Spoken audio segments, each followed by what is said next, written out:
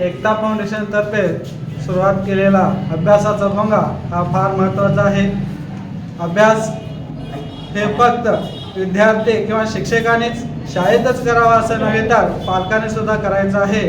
पालकांनी मुलांना आपल्या संध्याकाळी जेव्हा भोंगा होतो त्यावेळेला त्या मुलांना आपल्याजवळ बसून घेऊन त्यांना अभ्यासाला बसून अभ्यासात म्हणजेच काय लिहिणे एवढेच नव्हे तर त्या मुलांचा वाचन करत आणि ते वाचलेलं त्या मुलांना कितपत समजलेलं आहे त्या पालकांनी सुद्धा विचारलं पाहिजे.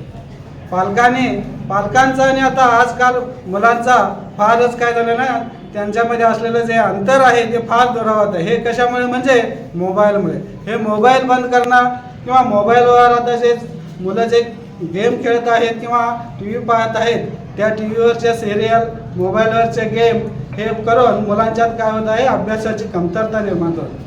जर मुलांनी जर नियमितपणे अभ्यास केला आणि त्या अभ्यासावर पालकांनी जर काळजी ठेवली तर मुलांच्यामध्ये त्यांचा जो अभ्यास आहे किंवा त्यांची जी गुणवत्ता आहे ती काय होते, वाढ होते.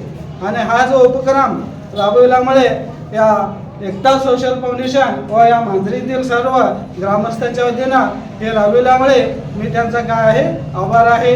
आणि असाच चांगला कार्यक्रम पुढे राबवावा आणि पालकांनी सुद्धा या मुलांच्या अभ्यासाकडे लक्ष द्यावे ही माझी बरोबर होतो. आणि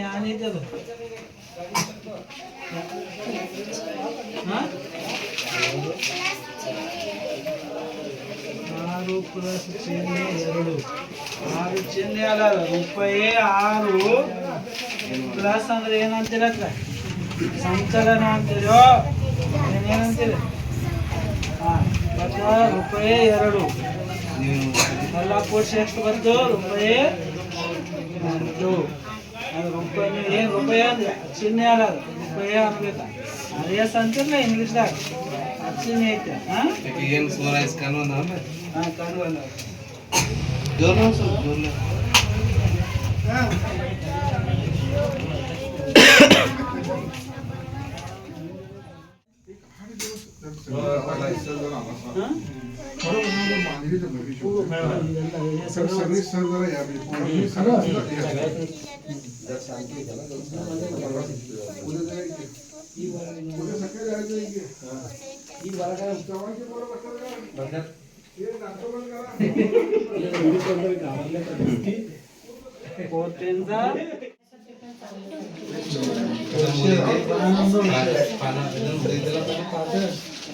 ಮೊದಲು ಓದೋದು ಅಂಡರ್ಸ್ಟ್ಯಾಂಡ್